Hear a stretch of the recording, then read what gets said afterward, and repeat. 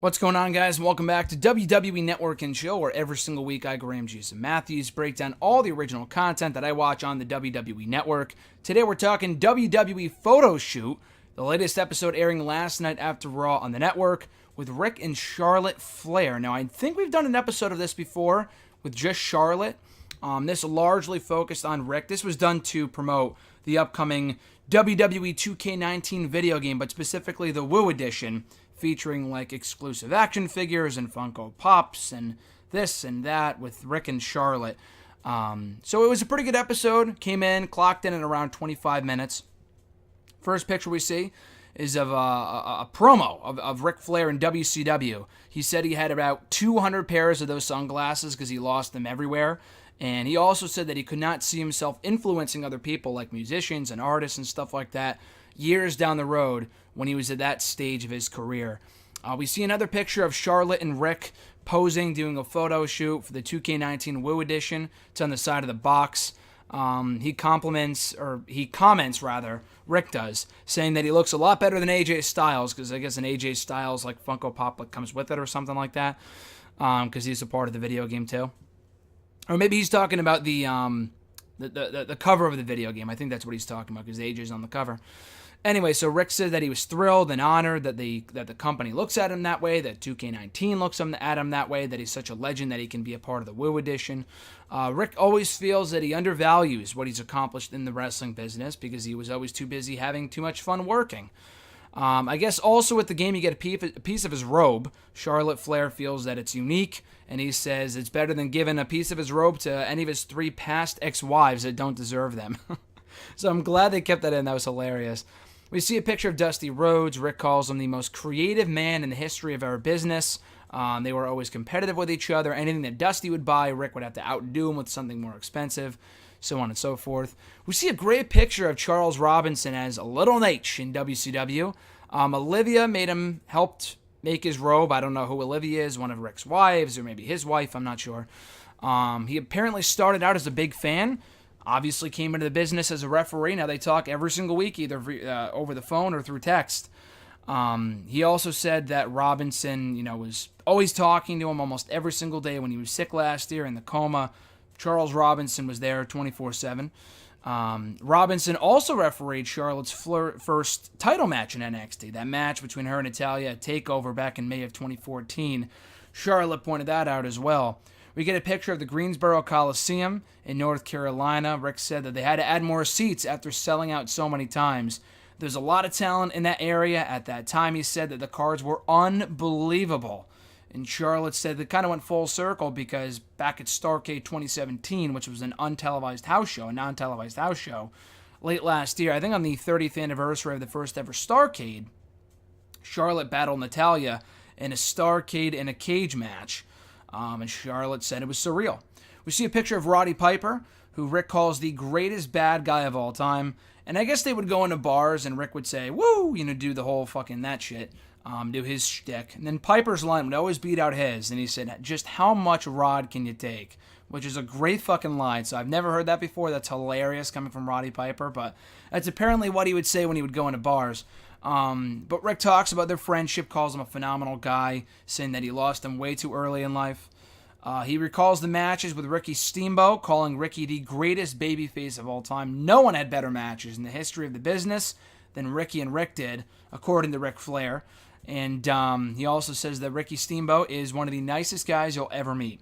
We get a picture of Ric and Elizabeth, the same picture that was used during the build-up of Ric and Randy Savage at WrestleMania 2002, yeah, right.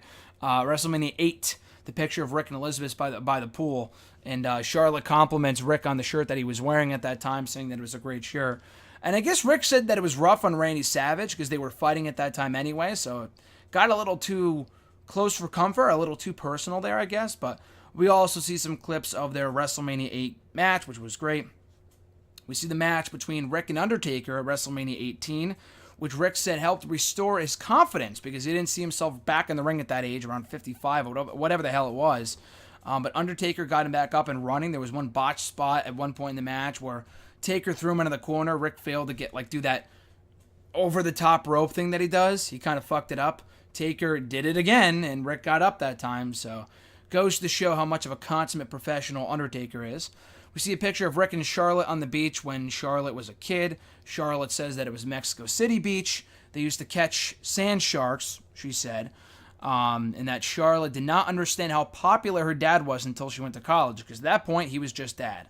We see a picture of Ric and Charlotte at one of her cheerleading competitions. Apparently, it was in Tennessee. That was where she won nationals. She was in the 7th grade, and Ric said that she was the MVP of her team. No one can tell him differently.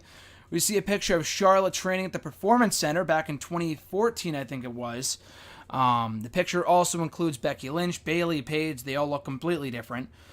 She talks about how running the ropes kind of came second nature to her, but not just, second nature, that's kind of like her thing, but like it came naturally to her because of her father, just being athletic just already. But creating a character was and still is a work in progress for her because she's still figuring that out as she goes along.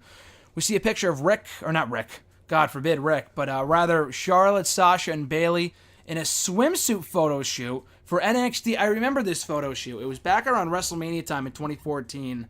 I think there were a few other women that were a part of it too. I mean, obviously, Charlotte, Sasha, and Bayley are 3 of the 4 horsewomen, which is why they showed them. But I think Paige was a part of it. I think Emma as well, maybe someone else. But yeah, it was a part of that photo shoot. Charlotte said that she had fun doing it. Ric did not even recognize Bayley because her hair was down. We see a picture of Ric and Charlotte backstage before Charlotte's Divas Championship title defense back at Royal Rumble 2016 where she faced Becky Lynch. Ric talked about how seeing Charlotte in the position that she's in right now, and at that point, whatever, is Ric's proudest moment. Not really moment, but you know what I'm saying. Makes him prouder more than anything that he ever accomplished in his own career. And I guess the picture was basically like him telling her what to do and whatever, and that she kind of saw that as a challenge. Having Ric by her side was great, but she didn't want Ric to outshine her. So she knew that she needed to grow as a performer, and that challenge drove her. And we also see some footage of them at Full Sail when Ric's like trying to take a picture of her and Charlotte doesn't want him to. And it's like that father-daughter dynamic. And it's just hilarious to see. A lot of unseen footage in this episode of Photo Shoot, which is great. And the next picture we see is of Ric Flair in his WrestleMania 24 entrance before his last match in WWE ever against Shawn Michaels. Called it the biggest moment of his career, pretty much the entire weekend between the Hall of Fame, that, and retiring on Raw the next night, the farewell address from Ric Flair. Charlotte said that she was crying at ringside with her siblings. That was the last time they saw him wrestle as a family together. She also adopted a similar robe for her WrestleMania 32 entrance, took parts of that 24 robe and used it for her own. And Ric says, you have to wear more than just your fucking merchandise. You have to wear something that people will remember forever, and that's what the robe accomplishes. And I agree with that. That's a great mindset. You also see a picture of him wearing his 2 Hall of Fame rings. He jokes about going in for a 3rd time in the celebrity wing, and he said that it would be better than Larry Zbyszko going in, which he laughs about, and he's like, don't cut that out. And Charlotte says cut it out, and obviously they let that in the episode anyway. And the last picture that we see is of Charlotte and Ric at the Ric Flair statue unveiling, I believe over WrestleMania 33 weekend, if I'm not mistaken. I think 32 was Dusty Rhodes, 31... What was it? No, 30... We had a Dusty Rhodes statue. I think it might have been this year. Because Dusty Rhodes, I think, was 2016. 2015 was The Warrior. 2014, maybe Bruno. And then last year was Ric, I think, if I'm not mistaken. This year, I think, was Roddy. I don't remember exactly. But anyway, they talked about the amazing detail the statue had and that it was really a sign of the respect the company had for Ric, and that he will be forever proud of that moment. So that does it for this edition of Photo Shoot. It's really just a ginormous promotional plug for 2K19, the Woo Edition. A lot of footage and a lot of advertisement for that, but that's fine. It was an enjoyable episode at 25 minutes. Clock's in around 23 minutes, and then it ends with an advertisement for the fucking video game. But anyway, it's definitely a good episode.